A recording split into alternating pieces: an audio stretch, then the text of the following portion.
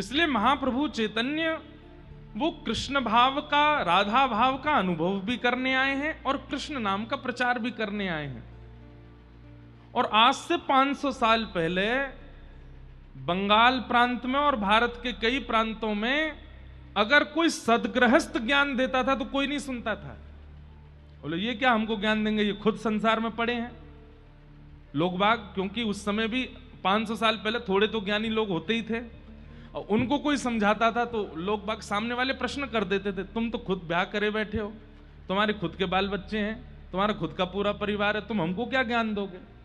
इसलिए कहीं ना कहीं लोगों के चित्त में एक गृहस्थ आश्रमी की बातें घर नहीं करती थी, इसलिए सन्यासियों की बात मानते थे लोग।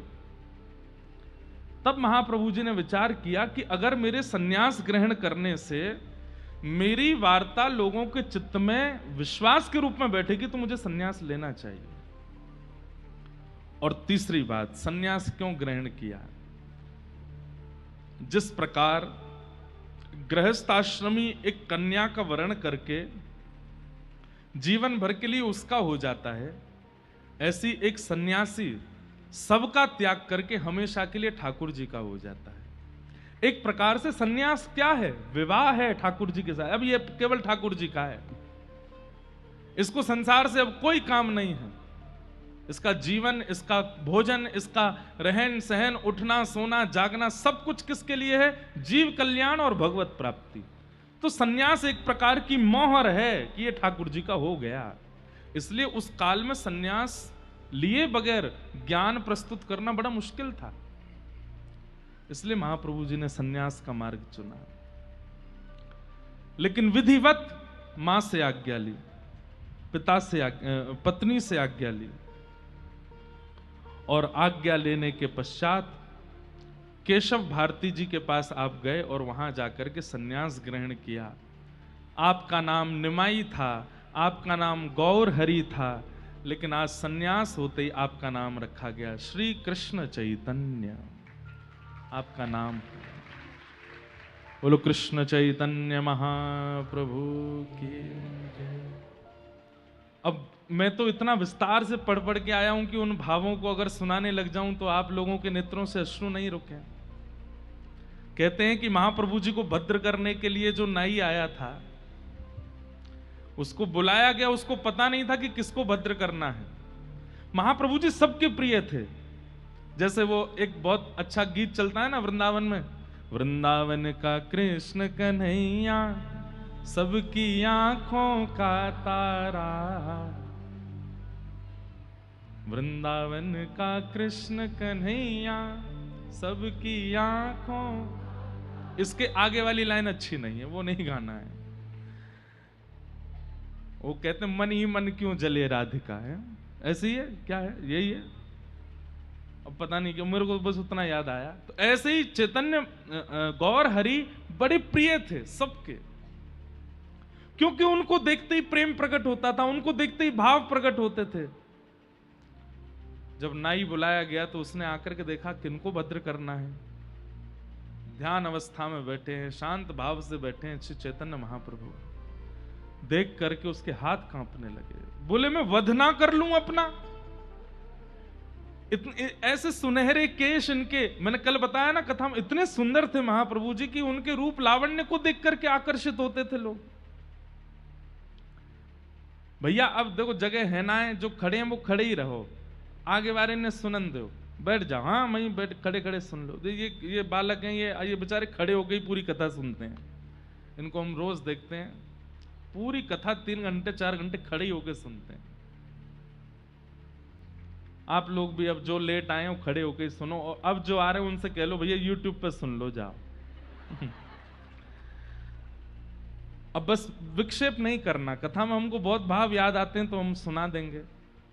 तो रोने लगा, मैं कैसे इनके केशों को भद्र कर सकता हूं, मेरे लिए तो ये वध के समान होगा। तब महाप्रभु जी उसके पास जाते हैं और उसके हाथ जोड़ के कहते हैं, अगर तुम्हें पता चले कि कोई जीव पिंजरे में बंद है और अगर उसको मुक्त करने से उसको परम सुख मिलने वाला है तो तुम क्या करोगे। तो नाई कहता है कि मैं उसे मुक्त कर दूंगा। बोले ठीक उसी प्रकार मुझे मुक्त कर दो। श्याम सुंदर मुझे पुकार रहे हैं, मेरे माधव मुझे बुला रहे हैं, और ये केश कहीं ना कहीं बंधन का कारण है। ये जाएंगे तभी मैं पूर्ण सन्यास रूप में प्रकट हो पाऊंगा, और सन्यास रूप मतलब मैं माधव का हो जाऊंगा। तुम मुझे मुक्त नहीं करोगे। हाथ जोड़ते हैं, पैर पड़ते हैं, बोले मैंने पहले मुक्ति की भिक्षा गुरुदेव से मांगी, अब तुमसे मांग रहा हूं, कर दो। उस दृश्य को भी कोई नहीं देख पाया है, देख नहीं पा रहे हैं। महाप्रभु जी भद्र हो गए, और पतला दुबला शरीर, आजान बाहु, लंबी लंबी भुजाएं, गौर वर्ण, गले में माल धारण करके, एक वस्त्र धारण करके, और जैसे ही आप चलने लगे तो ऐसा लगता है कि मानो कोई रजत पर्वत जा रहा हो। क्या बताएं, पहले तो आकर्षण था ही, लेकिन अब सन्यास के बाद तो और आकर्षण हो गया महाप्रभु जी में। लेकिन अब का आकर्षण और पहले आकर्षण में अंतर क्या था? पहले रूप का आकर्षण था, अब महाप्रभु जी को देखने से कृष्ण प्रिय लगते हैं, ऐसा आकर्षण होने लगा। चित्त वृत्ति के सारे समाधान होने लगे।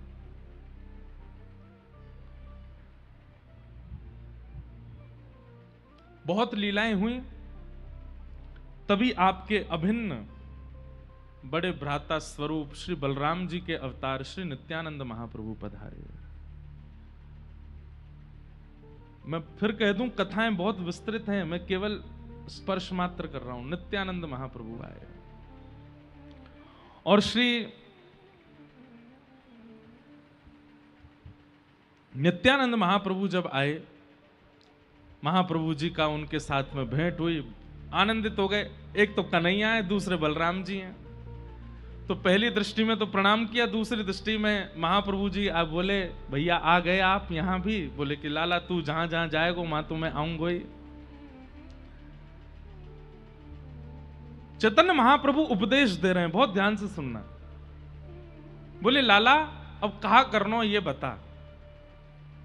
बोले भैया वध तो बहुतन के किए, उद्धार बहुतों का किया, अब ना तो उद्धार करना है और ना वध करना है। अब जो सामने आ जाए उसको स्वीकार करना है, चाहे कितने भी गुण से युक्त हो, चाहे कितने भी अवगुणों से युक्त हो, उसको स्वीकार करना है। अब किसी को भी अस्वीकार नहीं करना।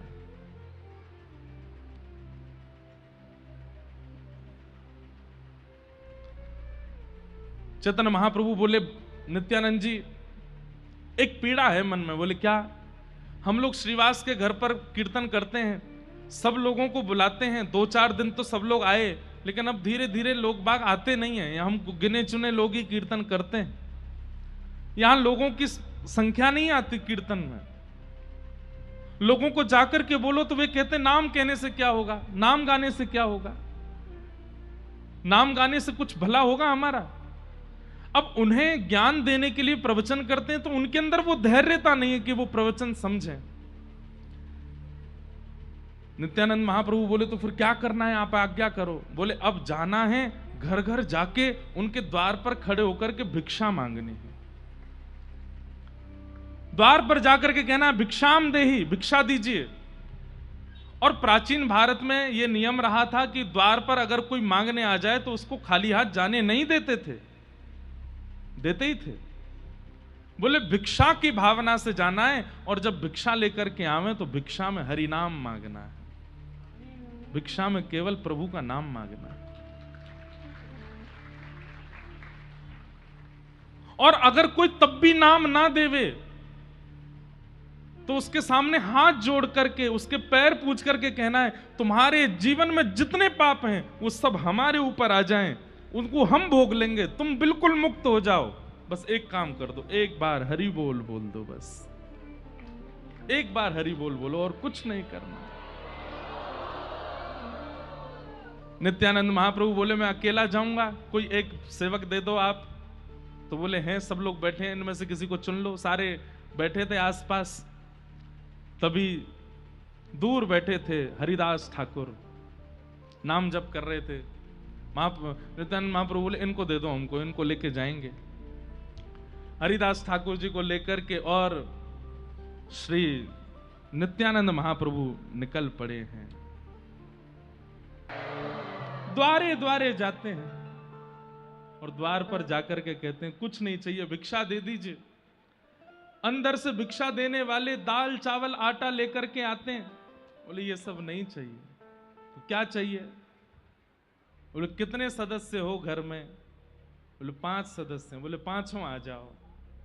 5 आ जाते। बोले अब क्या करें? बोले भुजा उठाओ। भुजा उठा ले तो बोले अब बोल दो हरि बोल।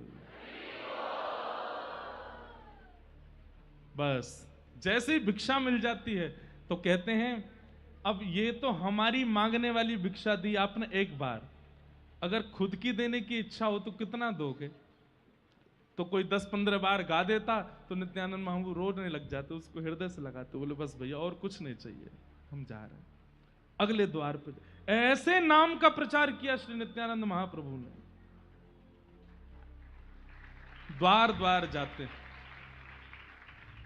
किसी के द्वार पर गए और जाकर के करताल बजा करके भिक्षा मांगने के लिए खड़े हैं। भीतर से निकल करके आए, क्या बात है सुबह सुबह आ जाते हो मंजीरा पीटने के लिए? एक बार हरि बोल बोल दीजिए, उसकी भिक्षा हमको दीजिए। हरि बोल, हरि नाम की भिक्षा दे दीजिए। क्यों बोले हरि बोल? नहीं बोलना हमको हरि बोल। ये हरि बोल हरि बोल हरि बोल बुलवाते रहते हो तुम और वो दूसरा वो चैतन्य। पूरे मायापुर में, पूरी नदिया में तुम लोगों ने केवल ये नाम संकीर्तन, जाने क्या घर के काम कौन करेगा? पढ़ाई लिखाई कौन करेगा? ये सब कार्य कौन करेगा? नित्यानंद महाप्रभु बोलते घर में क्या काम है? बोले अभी दूध काढ़ना है, उसके बाद सब्जी तैयार करनी है, आटा गूंदना है, चावल पकाने हैं, पति आ रहे होंगे उनको पवाना है, बच्चे आ रहे होंगे उनको पवाना है, घर में चौका बर्तन करना है, उसके बाद ये करना है। तो नित्यानंद महाप्रभु बोले मैं सब कर दूंगा, मेरी जगह तुम बाहर आके हरि नाम बोलो। गैया काटनी है ना, मैं काटूंगा तुम्हारी गाय, मैं बना दूंगा सब्जी, मैं बना दूंगा सब सामग्री। अगर मैं घर के सारे काम कर दूं तो तुम हरि बोल बोलोगे? भैया बैठ जाओ।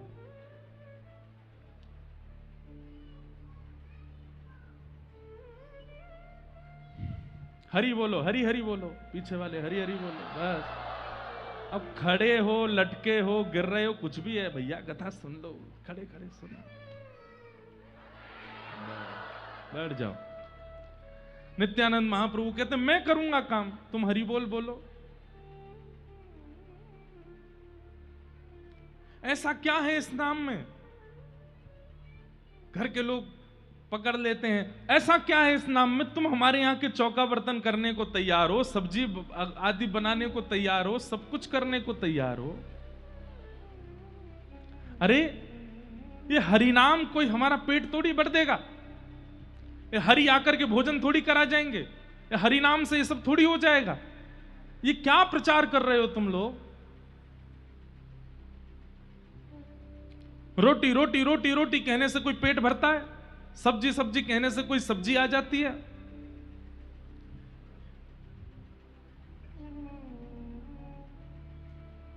नित्यानंद महाप्रभु कहते हैं रोटी रोटी कहने से पेट तो नहीं भरता, सब्जी सब्जी कहने से सब्जी का स्वाद तो नहीं आ जाता, पर गुड़ गुड़ गुड़ कहने से जीभ में पानी आ जाता है। गन्ने का स्मरण करने से जीभ में रस का अनुभव होने लग जाता है, और कुछ नहीं तो जीव को उसको पाने की इच्छा प्रकट होने लग जाती है। अरे व्यक्ति कई बार वस्तु उसके पास नहीं होती, केवल उसका स्मरण कर ले और कोई गलती से नाम मात्र बोल दे। किसी को कोई वस्तु बहुत अच्छी लगती है और उस वस्तु का कोई नाम बोल दे बगल में आकर के। किसी को श्रीखंड बहुत अच्छा लगता है और कोई नाम भर बोल दे श्रीखंड। अरे भैया तुमने क्या बोल दिया, अब तो इच्छा हो रही है, अब तो बस कैसे मिल जाए, कहीं से मंगाओ, जोमेटो करो, आएगा। क्यों? क्योंकि इंद्रिय इतनी तीव्रता से उसकी कामना करने लग जाती है कि फिर व्यक्ति उसके लिए भागता है कि वो मिले। ऐसे ही हरि बोल बोलने से कम अभ्यास करते करते करते करते करते कभी तो ऐसा होगा कि जीव को, इन नेत्रों को, इन कानों को, इन हाथों को, इन त्वचाओं को इच्छा प्रकट हो जाएगी। और जब इच्छा प्रकट होगी तो दौड़ेंगे हम पाने के लिए, और जब दौड़ शुरू होगी उसी दिन कृष्ण मिल जाएंगे। देखिए महाप्रभु जी कहते हैं कि कृष्ण को प्राप्त करने के लिए लंबी यात्रा जरूरी नहीं, बस दौड़ की स्थिति प्रारंभ हो। समझ रहे हैं बात? मार्ग लंबा नहीं है, कोई यात्रा का पथ नहीं है, बस इच्छा चित्त में दौड़ की हो कि मुझे पाना है। जिस दिन आपने दौड़ लगाने के मतलब बस उत्कंठित हो गए, चाहिए मुझे ठाकुर जी, जिस दिन ये स्थिति चित्त में आ गई, बस उसी दिन से ठाकुर जी मिलना प्रारंभ हो जाएंगे। पर इस स्थिति को प्रकट करने के लिए नाम गाना पड़ेगा। कहां तक कहें, नित्यानंद महाप्रभु नाम गवाने के लिए ये तक कह देते, सब्जी हम काट देंगे, चावल बना देंगे, दूध काट देंगे, चौका बर्तन कर देंगे, तुम्हारे घर के सब बर्तन धो देंगे, तुम हरि बोल बोलो। और इतने में भी कोई नहीं मानता तो क्या कहते, द्वारे अड़ जाऊंगो एक बार हरि बोल। तुम्हारा कुछ जा रहा है, एक बार बोलने में क्या जाएगा, एक बार बोल दो बस। यहीं मर जाऊंगो एक बार, यहीं प्राण त्याग दूंगा, एक बार बोल दो। लेकिन इतने ढीठ लोग वो कहते हैं अड़ जाओ, मर जाओ, लेकिन हरि बोल नहीं बोलेंगे। नित्यानंद महाप्रभु बोले एक तो बोल ही दिया, एक बार तो बोल ही गया, एक तो हो ही गया।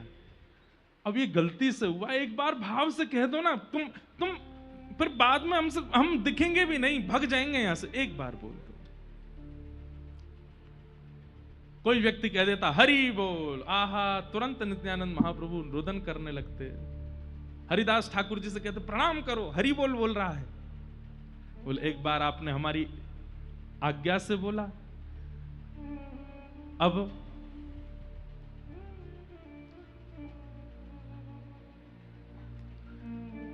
द्वार पर अतिथि आया है, उसके सम्मान में बोल दो। एक बार और हरि बोल बोल देते, फिर बोलते अब हम जा रहे हैं, विदा हो रहे हैं, विदा होते समय एक बार, 3 बार बोल दो। पहले एक बार की जिद करते, और एक बार कोई बोल देता, दूसरी बार की जिद करते, और कोई 2 बार बोल देता तो फिर तीसरी जिद करते। 3 बार बुलवाते और कहते बस अब बस। अब इसमें एक बात आती है चैतन्य चरितामृत में, ध्यान से सुनिएगा। बोले पहली बार तो जिद से बुलवाते थे, और दूसरी बार चरण आदि पकड़ करके और बड़ा निवेदन करते। बोले एक बार, बस एक बार और। पहली बार जिद से, दूसरी बार बहुत अनुनय विनय निवेदन आदि करके, और तीसरी बार कहते बस हम जा रहे हैं, हम दूर निकल, देखो हम आपका द्वार छोड़ दिया, हम निकल गए आगे, अब एक बार जाते जाते और बोल दो। चौथी बार नहीं बुलवाएंगे, सौगंध दे रहे हैं। कहते हैं व्यक्ति जैसे ही तीसरी बार हरि बोल बोलता था, नित्यानंद महाप्रभु वहां से चले जाते, तो अपने आप उसकी भुजाएं खड़ी हो जाती हैं, हरि बोल हरि बोल हरि बोल हरि बोल, अपने आप नाम उसके चित्त में प्रकट हो जाता। 3 बार के नाम से उसके चित्त में नाम का उद्दीपन करा देते महाप्रभु जी।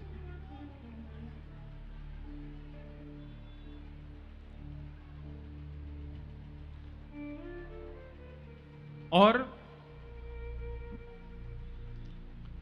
जिनके चित्त में फिर नाम की लहर उठने लगती, जब 3 बार गाने के बाद कोई गाने लग गया, खूब आनंदित हो जाता, तो फिर उसको फिर गौर हरि की बात बताते। ये गौर हरि जो हैं, ये साक्षात ठाकुर जी हैं, वो उनके बारे में बताते, उनका विषय बताते।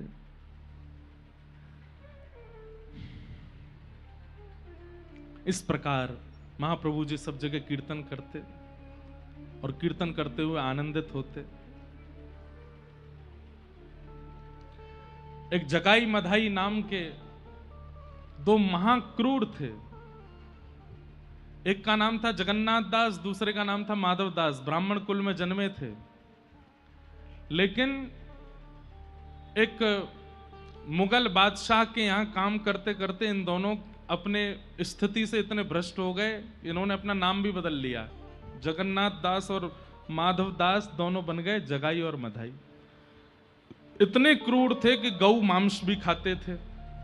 जहां इनका घर था उस गली से अगर कोई स्त्री भी निकल जाती तो वो भी, उसकी सुरक्षा की भी कोई जिम्मेवारी नहीं।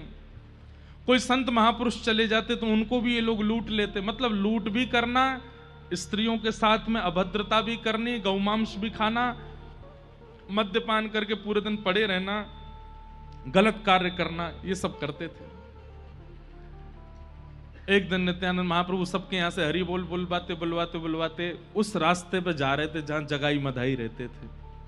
तो एक व्यक्ति से इन्होंने हरि बोल बुलवाया, तो जैसे ही आगे निकले तो उसने चरण पकड़े, बोले भगवान ऐसे मत जाइए, ऐसे निकल जाइए। बोले ऐसे क्या है? बोले आगे दो नाम के ब्राह्मण हैं, जगाई मधाई रहते हैं, बहुत क्रूर हैं, आप उनके पास मत जाइएगा, गौ मांस खाते हैं, आपको यहां दुर्गंध आ रही होगी, हड्डियां पड़ी होंगी आगे। कितनी माताएं, कितनी बहनें, कितनों को अगवा करके उन लोगों ने गलत कृत्य किए हैं, संत महापुरुषों को जान से मार देते हैं, बहुत गलत आदमी, आप वहां मत जाइएगा। नित्यानंद महाप्रभु हरिदास ठाकुर को देख करके कहते हैं, असली नाम का अधिकारी तो अब मिलेगा जिससे बुलवाना। ये सब तो छोटे छोटे छोटे छोटे क्रिया करे बैठे थे, असली नाम का प्रभाव जिस पर होना है वो तो अब आगे ही बैठा है। भैया तेरे बहुत भले हो, इधर आ, तेरे को थोड़ा आशीर्वाद दे, आशीर्वाद, बहुत बढ़िया किया तूने, हमको बता दिया। उसको लगा कि वो कहेंगे कि तूने बता दिया हम नहीं जाएंगे, अब तुम यहीं जाएंगे, अब तो जगाई मधाई को ही देखना है। लिए करताल खोल लेकर के जगाई मधाई के द्वार पर पहुंच गए और लेकर के महाराज करताल बजा में, मृदंग बजा में, एक बार हरि बोल हरि बोल हरि बोल, गौर हरि हरि बोल हरि बोल हरि बोल, गौर हरि हरि बोल हरि बोल हरि बोल। जगाई मधाई दोनों भीतर बैठे थे, मद्यपान करके नशा तो चढ़ ही रखा था उनको। जैसे क्रूरता पूर्वक निकल करके आए मारने के लिए, तो एक अद्भुत लीला की नित्यानंद जी ने। क्या करी? तुरंत अपनी मृदंग समेट करके और हरिदास ठाकुर जी को तो उनकी तरफ धक्का दिया, खुद भाग गए वहां से। हरिदास ठाकुर उनको वो बेचारे जगाई मधाई पकड़ने के लिए गए, बोले रुक जा तुझे बताते, हम हरि बोल कर रहा है सुबह आके। आगे आगे, अब हरिदास ठाकुर बोले ये क्या किया इन्होंने, और इतनी जोर से भागे कि दिखे भी नहीं। हरिदास ठाकुर पीछे पीछे दौड़े, बोले आज शिकायत करूंगा इनकी। और जैसे ही पहुंचे तो महाप्रभु जी, चैतन्य महाप्रभु बैठे हैं और पास में निताई महाप्रभु बैठे हैं। इतने में हरिदास ठाकुर बोले अब नहीं जाऊंगा इनके साथ में, ये तो बहुत विचित्र है। वहां जगाई मधाई के पास गए, वहां जाकर के मुझको धक्का दिया है। तो चैतन्य महाप्रभु बोले तुमने ऐसा क्यों किया? बोले इनको पिटने की बहुत आदत हो चुकी है, अब हम तो अभी नए नए आए हैं, इनको पहले ही मुगलों ने पकड़ करके बीच बाजार में कोड़े बरसाए थे। हरिदास ठाकुर की कथा भी बड़ी अद्भुत है। और कहा था कि तुम नाम नहीं गाओगे, लेकिन इन्होंने कहा मृत्यु स्वीकार है, नाम नहीं छोड़ेंगे। तो बोले इनको तो भाई खूब इनको उत्पीड़ना मिल चुकी है पहले, तो हमें लगा कि अभ्यासी हैं, इसलिए हम धक्का दे आए, और हमको तो अभ्यास है नहीं पिटाने का, तो हम तो भागे आए। जगाई मधाई बड़े खतरनाक हैं। हरिदास ठाकुर बोले अब नहीं जाऊंगा इनके साथ, ये तो बहुत खतरनाक है, तो मुझे कहीं भी ऐसे छोड़ के आ सकते हैं। चैतन्य महाप्रभु मंद मंद मुस्का करके नित्यानंद जी की ओर देखे, बोले असली बात क्या है वो बताइए। बोले असली बात यह है कि हरिदास ठाकुर कितनी नाम जप प्रतिदिन करता है, इसकी कोई गिनती नहीं है। ये नाम ध्यान में, नाम जप में मेरे भी बड़े हैं, मुझसे भी बड़े हैं। मैंने इनको धक्का इसलिए दिया कि मुझे तो स्पर्श करना पड़ेगा, आपको तो स्पर्श करना पड़ेगा, हमारे स्पर्श से कल्याण होगा। लेकिन इनके अगर पीतांबरी का छोड़ भी जगाई मधाई को छुप गया तो उनके ऊपर कल्याण हो जाएगा, उनके कुछ पाप तो कम हो जाएंगे। मैं इसलिए इनको धक्का दे के आया कि इनकी पीतांबरी कैसे भी उन दोनों से स्पर्श हो जाए। हरिदास ठाकुर बोले अब नहीं जाऊंगा मैं, तुम्हारी कोई भरोसा नहीं है, तो भर रहे हो बातों को। बोले नहीं नहीं कल चलेंगे, वहां नहीं जाएंगे, हाँ कहीं और चलेंगे। अगले दिन सुबह उठ करके फिर से खोल मृदंग आदि लेकर के, करताल लेकर के चले। लेकिन नित्यानंद महाप्रभु जी के तो मन में था कि वहीं जाना है। कीर्तन करते करते जैसे ही उस गली में मुड़े, हरिदास ठाकुर बोले देखो फिर जा रहे हो आप? बोले अब मैं आगे रहूंगा, आप मुझे धक्का दे देना, पहले ये हाथ करके चलो ऐसे, लेकिन चलना है। उन पर तो कल्याण करना है। दोनों जैसे ही पहुंचे और कल की भांति फिर से उन्माद नृत्य करते हुए हरि बोल हरि बोल हरि बोल हरि बोल हरि बोल, मृदंग बजा में जोर से कांसा बजा करके नृत्य करें। जगाई मधाई बोले फिर आ गए, कल तो भाग गए थे, आज फिर आ गए। लेकिन उनका कीर्तन बंद नहीं हुआ, आवेश में आ गया।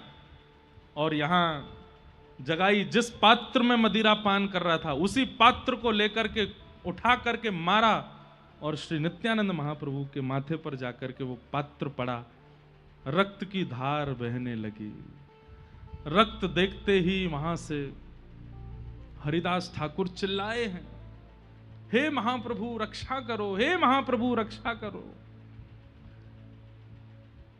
यहां हरिदास ठाकुर की पुकार जैसे ही श्री चैतन्य महाप्रभु के कर्ण रंध्र में पड़ी है, नेत्र खुलते ही ठाकुर जी के नेत्र ताम्र वर्ण के हो गए। वैसे तो वे चैतन्य रूप में रहते हैं, राधा भाव में रहते हैं, लेकिन आज तक तीनों युगों में रक्षा करने वाले बलभद्र भैया, लक्ष्मण भैया के ऊपर आक्रमण। ये भाव सुनते ही महाप्रभु जी भूल गए कि कौन गौर हरि, कौन चैतन्य, कौन निमाई। तुरंत सुदर्शन चक्र धारण कर लिया और सुदर्शन लेकर के पहुंचे हैं सीधे जगाई मधाई का उद्धार करने के लिए। रूप देख करके जगाई मधाई थर थर कांपने लगे, चरणों में गिर गए। सुदर्शन चक्र को आज्ञा किए दोनों का सर धड़ से अलग कर दो। इतने में नित्यानंद महाप्रभु को होश आया, तुरंत दौड़ करके श्री चैतन्य महाप्रभु को हृदय से लगाया, नहीं भगवान आप ये क्या कर रहे हैं? आपने ही कहा था ना तो उद्धार करना है, ना स्वीकार करना है, ना किसी पर कृपा करनी है, अब तो सबको स्वीकार करना है। ये सबसे बड़े अधिकारी हैं स्वीकार के, प्रभु इनका ऐसे वध मत कीजिए। नित्यानंद महाप्रभु ने जैसे ही हृदय से लगाया, महाप्रभु चैतन्य शांत हो गए। कभी तो उनको राधा भाव का आवेश आ जाता और कभी कृष्ण भाव का आवेश। सुदर्शन चक्र आकाश से आ ही रहा था, इतने में नित्यानंद जी ने चरण पकड़ लिए, बोले ये तो अत्यंत स्वीकार के पात्र हैं, ऐसा मत कीजिए महाप्रभु। तुरंत सुदर्शन चक्र अंतर ध्यान हो गया और जगाई मधाई दर्शन करके चरणों में नतमस्तक हो गए, बोले हमें क्षमा कर दो भगवान, हम पहचान नहीं पाए, हम जान नहीं पाए, हम पर कृपा अब हुई है। जगाई मधाई दोनों को ठाकुर जी ने पवित्र कर दिया। बोले गंगा स्नान किया है तुमने दोनों ने? बोले हाँ बचपन में कभी किया था। बोले चलो गंगा स्नान कराते हैं। जगाई मधाई दोनों को लेकर के गंगा जी में गए। महाप्रभु जी और नित्यानंद जी अपना हाथ पकड़ करके लेकर के जा रहे हैं और जैसे ही गंगा जी के मध्य में पहुंचे, ए जगाई मधाई हाथ में जल लो। जल लिया और जल लेकर के चैतन्य महाप्रभु संकल्प करवा रहे हैं, बोले जीवन में जितने भी पाप किए हैं। तुरंत दोनों ने हाथ छोड़ दिया, बोले नहीं नहीं नहीं नहीं भगवान ऐसा मत कीजिए। बोले क्यों? बोले आप हमारे अगर प्रायश्चित करवाने के लिए हमको गंगा जी लाए, ये गंगा जी सूख जाएंगी, हमने इतना पाप किया। हमारे पाप को धोने की सामर्थ्य गंगा जी में नहीं है। इतने पापी हैं कि पूरी गंगा रक्त मंडित हो जाएगी। इतनी गौ हत्या की है, इतनी नारियों के साथ अत्याचार, इतने संतों को मारा है हमने, हम गंगा के योग्य नहीं, आप ये मत कराइए। महाप्रभु जी बोले हमारी आज्ञा है। तुरंत जल लिया और जल लेकर के कहा, बोलो बोलो मेरे पीछे, जीवन में जितने भी पाप किए हैं। बोले जितने भी पाप किए हैं, जो भी कुछ अनाचार अत्याचार आदि आदि जो कुछ भी किया है सब बुलवा दिया। और तुरंत चैतन्य महाप्रभु ने हाथ आगे किया, बोले हम सब गौर हरि को अर्पित करते हैं। सारे पाप गंगा जी को नहीं दिए हैं। दोनों के हाथ कांपने लगे, बोले ये आप क्या कर रहे हैं? बोले तुरंत दो। आवेश में जब बोला तो दोनों ने जैसे ही जल दिया है, श्री गौर हरि, श्री गौर सुंदर, श्याम सुंदर हो गए, श्याम वर्ण हो गया ठाकुर जी का। जगाई मधाई रोने लगे, बोले ये तो अत्याचार, हमारे पाप के कारण गौर हरि श्याम हरि हो गए। नित्यानंद महाप्रभु बोले नहीं, ये तुम्हारे पाप से श्याम हरि नहीं हुए हैं, ये तुम पर कृपा करके गौर हरि ने अपना वास्तविक रूप दिखाया, तुरंत प्रणाम कर लो। गंगा जी में डुबकी लगा करके चैतन्य महाप्रभु को जैसे ही प्रणाम किया, महाप्रभु जी ने जैसी डुबकी लगाई तो जो श्याम वर्ण हुआ था वो पुनः गौर वर्ण हो गया और जगाई मधाई हमेशा के लिए महाप्रभु जी के हो गए। फिर तो वही जगाई मधाई ताल नृत्य करते हैं, आनंद से करताल खोल बजा करके हरि बोल करके अब नित्यानंद महाप्रभु जी के प्रचार में जगाई मधाई आगे चलते हैं सबके पास। जिन जगाई मधाई का नाम सुनकर के घबराते थे, अब वही जब कीर्तन में आगे आगे खोल बजाते हुए चलते हैं तो नगर नगर के लोग आते हैं, बोले जब इन पर कल्याण हो गया, ये शुद्ध हो गए, ये पवित्र हो गए नाम के प्रभाव से, तो हम क्यों नहीं। जगाई मगाई के उद्धार से नाम की ऐसी गति हो गई, नाम का ऐसा प्रभाव फैला कि सब नाम उच्चारण में आनंदित हो गए। कहते हैं ये जगाई मधाई जो हैं यही सतयुग में हिरण्याक्ष और हिरण्यकश्यप थे, त्रेता में यही रावण कुंभकर्ण थे, द्वापर में यही शिशुपाल दंतवक्र थे। लेकिन इन्होंने अपने तीनों अवतारों के बाद ठाकुर जी से एक बात कह दी, बोले नाथ, बोले हाँ, बोले आपके दर्शन में इतना प्रभाव था तो हमको मारने की आवश्यकता क्यों पड़ी? आप सामने आए थे, उसी से हमारा उद्धार क्यों नहीं हो गया? आपके नाम में इतना प्रभाव था तो आपके नाम तो रावण ने जितना नाम गाया होगा उतना किसी ने नहीं गाया। वो तो भले ही भाव कुभाव अनख आलसहु नाम जपत मंगल दिश दसहु, तो उस नाम के प्रभाव से रावण पवित्र क्यों नहीं हुआ? आपको उद्धार के लिए मारना ही क्यों पड़ा हम दोनों को?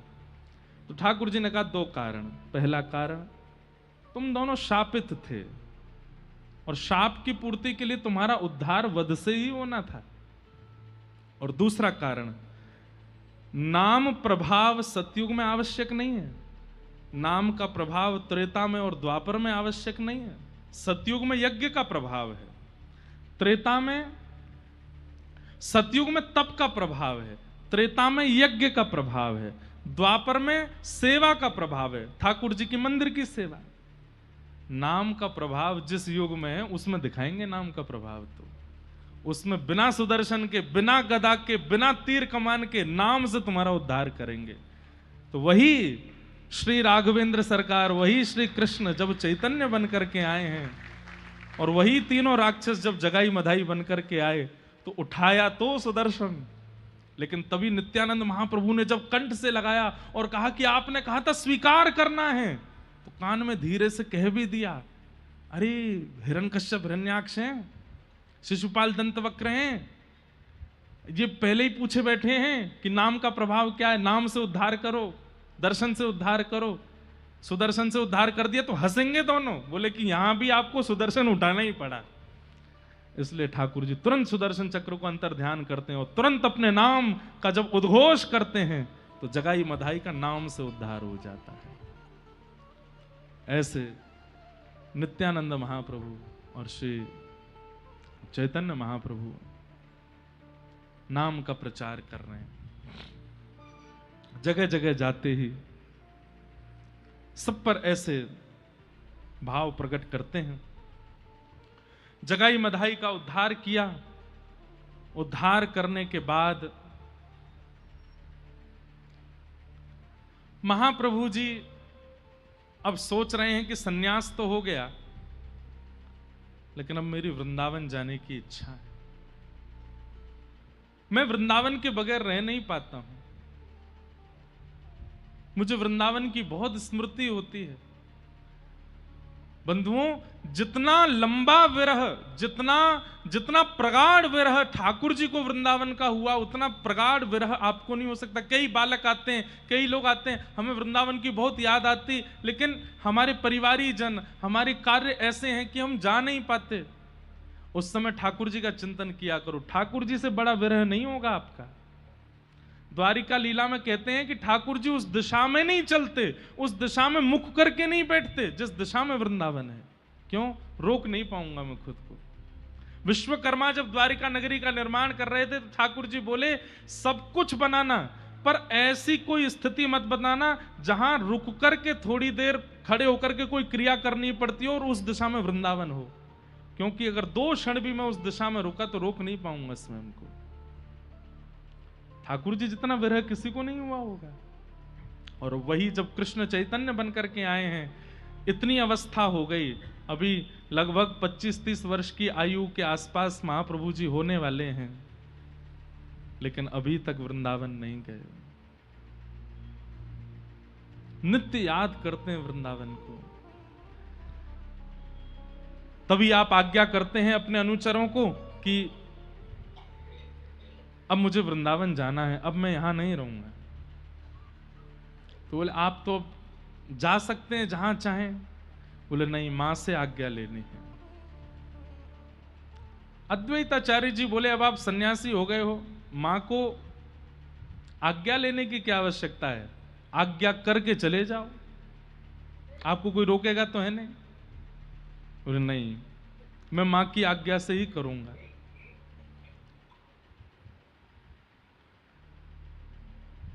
हरिदास ठाकुर बोले क्या कहा आपने, मां की आज्ञा से करेंगे? बोले हाँ, मां तो कभी नहीं कहेगी कि वृंदावन जाओ, फिर क्या करोगे? चैतन्य महाप्रभु बोले तो नहीं जाऊंगा। वो नहीं जाएंगे आप? बोले ना, नहीं जाऊंगा, मां अगर मना कर देगी तो नहीं जाऊंगा। अच्छा, और मां ने कहा कि घर चलो तो? बोले चला जाऊंगा। अब ये बातें सुनकर के वहां जितना परिकर खड़ा था वो तो आनंदित हो रहा था।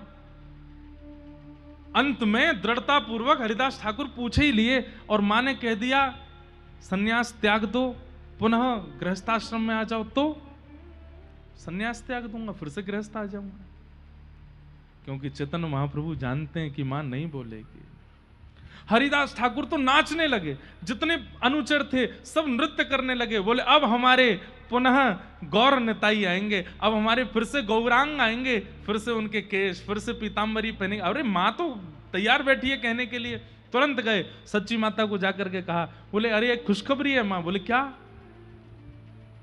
महाप्रभु जी कह रहे हैं कि आप आज्ञा कर देंगी तो वो वृंदावन भी नहीं जाएंगे, घर छोड़ के जो बाहर रह रहे हैं वो वापस आ जाएंगे, और वो सन्यास भी त्याग करके पीतांबरी पहन के सामान्य रूप से रहने लगेंगे।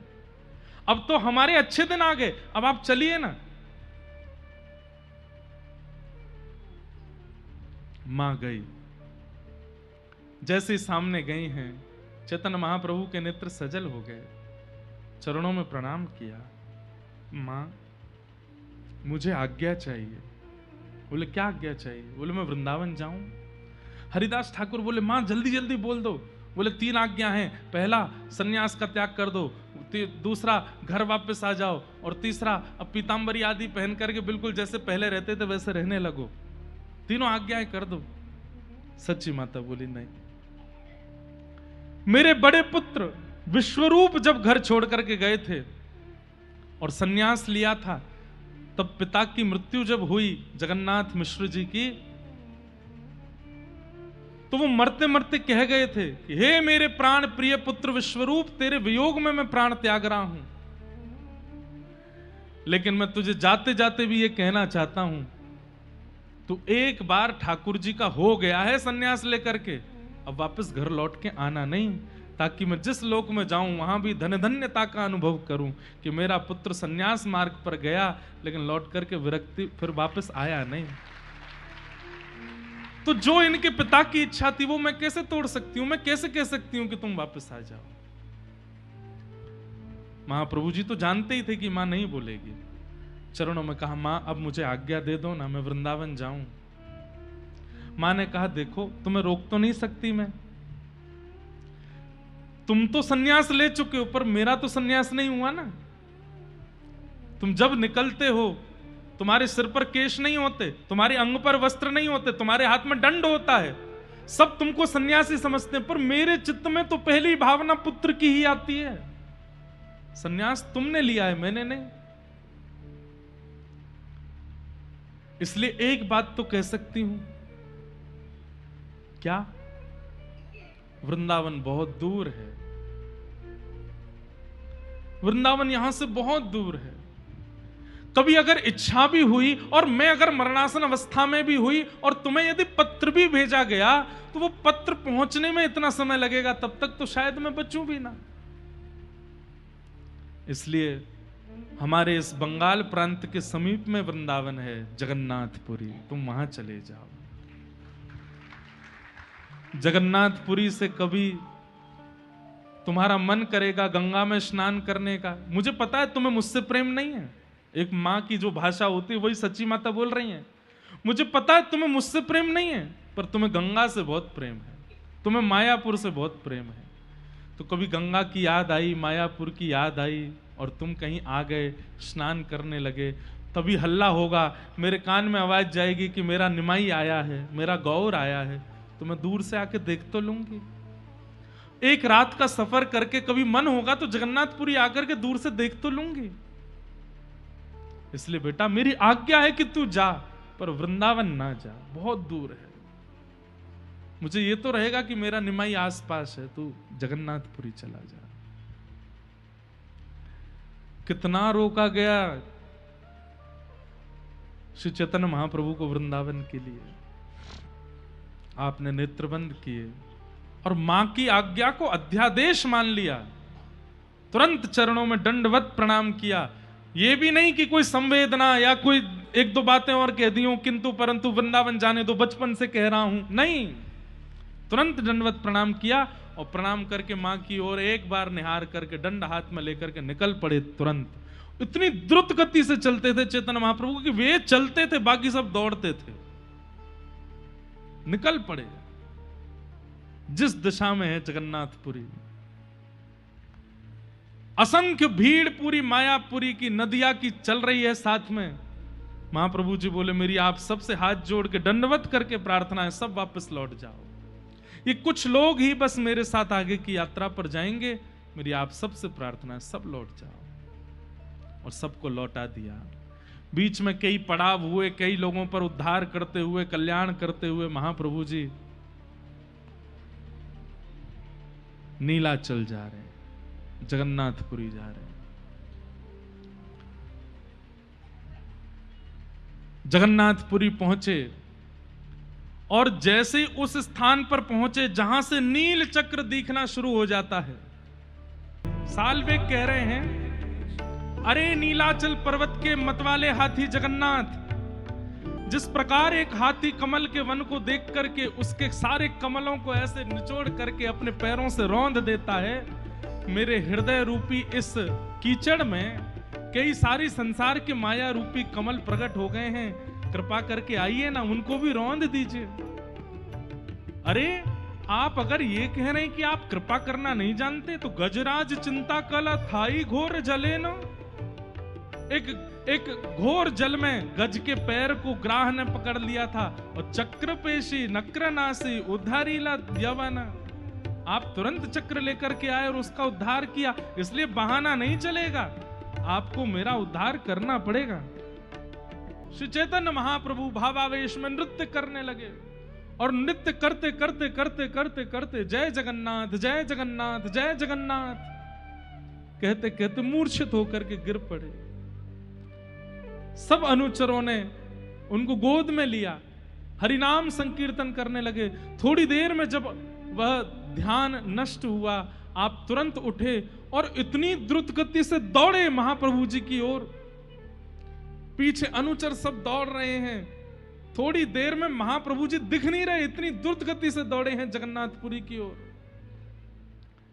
दौड़ करके कब में सिंह द्वार से भीतर प्रवेश कर गए, सारी सीढ़ियां लांग करके ऊपर पहुंच गए, मंदिर की एक परिक्रमा करके सीधे गए, गरुण स्तंभ को तुरंत हृदय से लगाया और जैसे ही पहली झांकी देखी है, मानो चैतन्य महाप्रभु कहने लगे कि इन्होंने भुजा तो मेरे लिए ही पसार रखी, ये मुझे ही पुकार रहे हैं।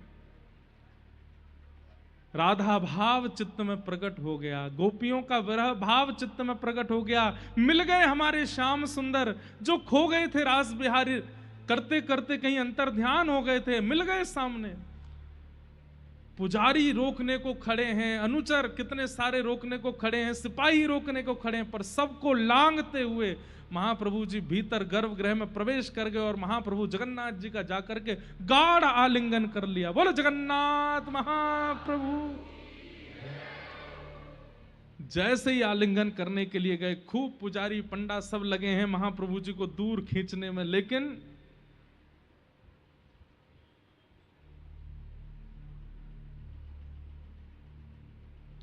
जैसे कोई एक ही अंग हो जाता हो। ये दो हाथ जुड़े हैं कस के, अब दूर करने पर भी अवकाश पता चलेगा ना, बीच में तो जगह है। लेकिन महाप्रभु जी जैसे ही जगन्नाथ जी से जाके आलिंगन करते हैं और दूर खींचने वालों को लग रहा है कि अलग हो तो इनको अलग करें ना, ये तो एक ही हो गए हैं, एक ही स्वरूप हो गया।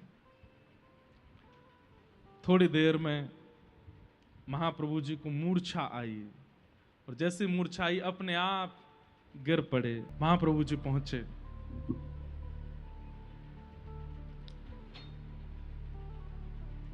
तभी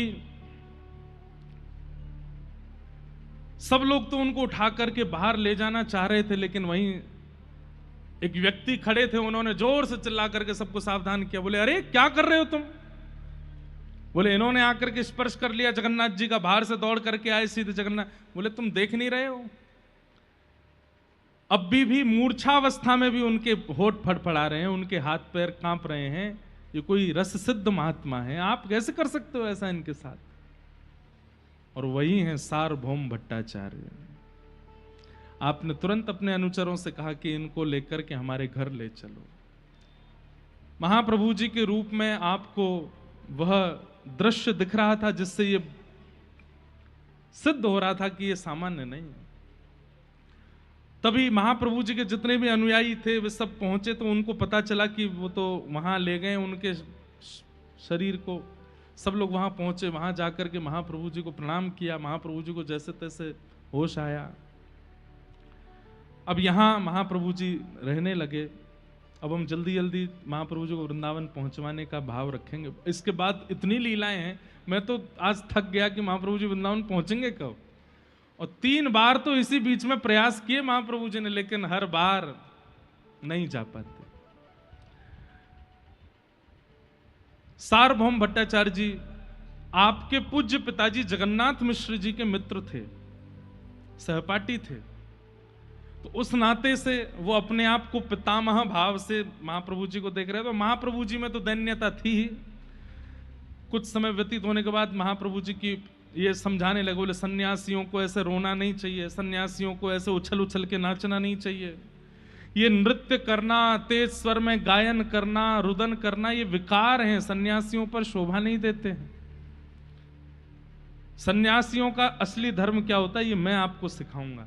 महाप्रभु जी बोले सिखा दीजिए। 7 दिन तक सार्वभौम भट्टाचार्य जी उनको पढ़ाते रहे। महाप्रभु जी प्रेम से नेत्र में भर करके पढ़ते रहे, सुनते रहे। 7 दिन हो गए, ना तो हाँ बोले ना बोले। 7 दिन बाद सार्वभौम भट्टाचार्य जी बोले आपको जो मैं पढ़ा रहा हूं वो समझ आया कि नहीं? आप जो पढ़ा रहे हैं वो सारे मंत्र मेरे को समझ में आ रहे हैं, उनका अर्थ भी मुझे समझ में आ रहा है, पर आप जो व्याख्या आप कर रहे हैं वो मेरे को समझ नहीं आ रही है। तो किसी विद्वान को बोल दो कि तुम्हारी व्याख्या समझ में नहीं आई तो उसको बहुत बुरा लगता है। बोला अच्छा तो तुम व्याख्या करके दिखाओ। तो उन्हीं 7 दिनों में सुने गए विषयों की व्याख्या जब चैतन्य महाप्रभु ने की तो हर व्याख्या में प्रेम था। घूम फिर करके बात कहां आ जाती है कि कृष्ण से प्रीति करो और कुछ नहीं है, कृष्ण से प्रीति करो और कुछ नहीं है। आपने तुरंत एक भागवत जी का श्लोक कहा और उसके 8 अर्थ बताए। बोले ये 8 ही अर्थ हैं इसके अलावा 9वां अर्थ नहीं है। चैतन्य महाप्रभु बोले आप विद्वान हैं, आप पंडित हैं, मैं आपको प्रणाम करता हूं, पर मैं इसका एक अर्थ करूं? बोले करो। चैतन्य महाप्रभु ने उसके 18 अर्थ किए और 18 के 18 उनसे अलग। ये सब देख करके वो सार्वभौम भट्टाचार्य जी समझ गए कि ये सामान्य नहीं है। महाप्रभु जी ने कृपा की और कृपा करके जब उनके चित्त में भाग्य का, भक्ति का उदय हुआ, उन्होंने भी शरणागति ग्रहण कर ली। और सार्वभौम भट्टाचार्य जी, उनका नाम ही सार्वभौम था, सबको जीत गए थे वो, लेकिन महाप्रभु जी के भक्ति भाव के आगे वो भी नतमस्तक हो गए। कुछ दिन जगन्नाथपुरी में निवास करने के बाद महाप्रभु जी बोले अब हमको दक्षिण जाना है,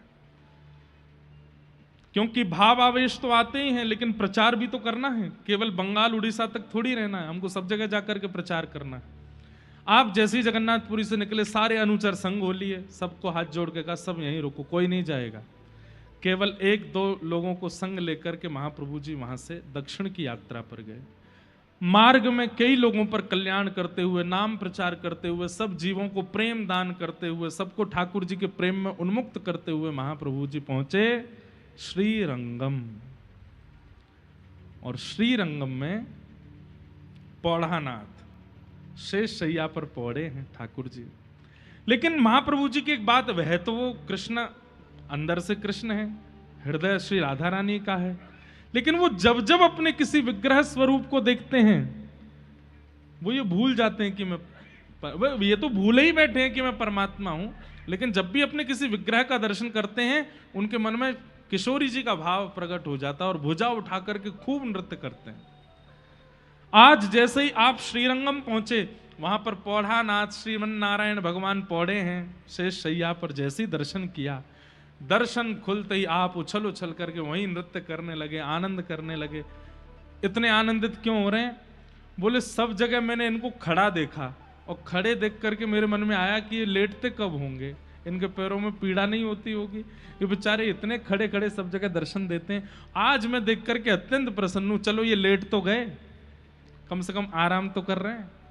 और ये देख करके तो और आनंदित हो गए कि चरण दबा रही है लक्ष्मी। आहा, ये यहाँ के दर्शन बहुत अच्छे लगे, कम से कम आराम तो कर रहे हैं ठाकुर जी। लेकिन वहां के 3 प्रसिद्ध रामानुज वैष्णव परंपरा के आचार्य थे, जिनका नाम था श्री त्रिमल्ल भट्ट, वेंकट भट्ट और प्रबोध भट्ट। श्रृंगनाथ भगवान की सेवा करते थे। उनमें प्रबोध भट्ट थे, ये सन्यास लेकर के काशी चले गए। यही कालांतर में इनका नाम प्रकाशानंद हुआ, जिनको महाप्रभु जी ने काशी में जाकर के षडभुज रूप में दर्शन दिए। और फिर यही प्रकाशानंद प्रबोधानंद बनकर के वृंदावन गए और वृंदावन जाकर के श्री वृंदावन महामृत नामक ग्रंथ आपने लिखा। वो कथा हमने गोवर्धन में सुनाई थी कुछ महीने पहले। गिरिराज जी में कथा हुई थी, वहां पर प्रबोधानंद जी की कथा सुनाई थी। आज नहीं कहेंगे, बहुत लंबी कथा है। तो त्रिमल्ल भट्ट और वेंकट भट्ट, तो वेंकट भट्ट जी इस समय आरती कर रहे थे रंगनाथ भगवान की। और जैसे ही आरती करते हुए आपने पीछे दर्शनार्थियों की ओर देखा, तभी देखते हैं कि महाप्रभु जी खूब जोर से नृत्य कर रहे थे। दर्शन करके रूप माधुरी देख करके आनंद तो हुआ, और उनको देखने के बाद जब पुनः देखा तो क्या देखते हैं कि शेषनाग पर ठाकुर जी भी खड़े होकर के वैसे ही नृत्य कर रहे हैं। जैसे बाहर महाप्रभु जी कर रहे हैं, वैसे ठाकुर जी भी नृत्य कर रहे हैं।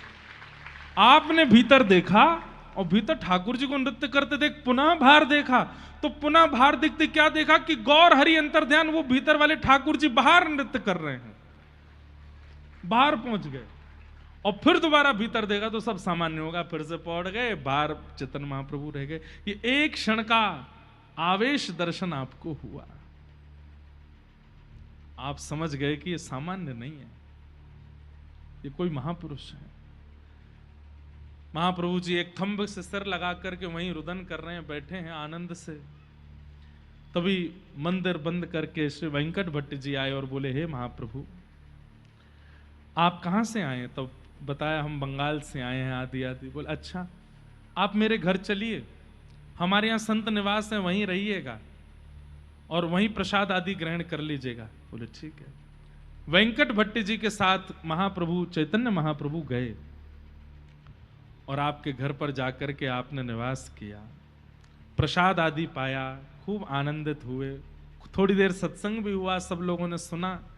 अगले दिन उठ करके जैसे ही महाप्रभु जी बोले अब हमको आगे की यात्रा पर जाना है, तो वेंकट भट्ट जी हंसने लगे। महाप्रभु जी बोले आप हंस क्यों रहे हैं? बोले आपको पता है आज क्या है? बोले क्या है? बोले चातुर्मास का पहला दिन है, चातुर्मास प्रारंभ हो गया है, अब आप नहीं जा सकते यहां से, अब आपको 4 महीने यहीं रहना पड़ेगा। महाप्रभु जी बोले वाह रे, रंगनाथ भगवान की लीला है, ऐसे समय पर लाकर के हमको अपनी नगरी में बुलाया कि हम जा ही नहीं पाएंगे, हम तो भूल ही गए थे कि आज से चातुर्मास शुरू है। बोले भगवान छल पूर्वक ही सही में इसलिए लेके आया था, आपको पता ना रहे, आपको याद ना रहे, आप भाव में ही रहो ताकि चातुर्मास का पहला दिन शुरू हो जाए, ताकि 4 महीने पर यहीं डटो। बोले अब ठीक है रंगनाथ भगवान जैसा चाहते वैसा होगा। वेंकट भट्ट जी बड़े प्रसन्न किए, महापुरुष हमारे यहाँ रुकेंगे। तभी आपने अपने पूरे परिवारी जनों को बुलाया, सब प्रणाम करो। सब आकर के प्रणाम करने लगे। तभी देखते हैं नन्हा सा बालक एक आया। महाप्रभु जी के जैसे समीप आए, महाप्रभु जी ने उठा के गोद में उठा, क्या नाम है तुम्हारा? मेरा नाम गोपाल भट्ट। आहा, श्री राधारमण लाल जी को प्रकट करे वाले श्री गोपाल भट्ट मिले हैं। अब पता चली कि ये रंगनाथ प्रभु ने पूरी लीला इसलिए करी थी कि वृंदावन में राधारमण जी प्रकट कराने हैं और 4 महीना यहां पर गोपाल भट्ट जी को ज्ञान प्रदान करवाना। गोपाल भट्ट जी छोटे से हैं। वेंकट भट्ट जी बोले मैं तो मंदिर में बहुत व्यस्त रहता हूं। महाप्रभु जी बोले हमको आवश्यकता नहीं, हम अपने आप अपनी सब क्रिया कर लेंगे। बोले नहीं, ये लाला रहेगा आपके पास, आपको जो आवश्यकता है सब इनसे कहना। महाप्रभु जी ने तो देख लिया था नेत्रों में कि यही हैं जो वृंदावन के प्राण धन को प्रकट करेंगे, और इन पर बीज तो बोना पड़ेगा ना इनके अंदर। पूरे दिन महाप्रभु जी के साथ में रहते गोपाल भट्ट जी, छोटे से बालक। महाप्रभु जी उनको गोद में बैठा लेते। तो गोपाल भट्ट जी बड़ी प्यारी बात करते, कहते जैसे मेरी माता जी आपकी माता जी नहीं है। माँ का नाम सुनते ही चेतन महाप्रभु के नेत्र सजल हो जाते। मेरी भी माँ है।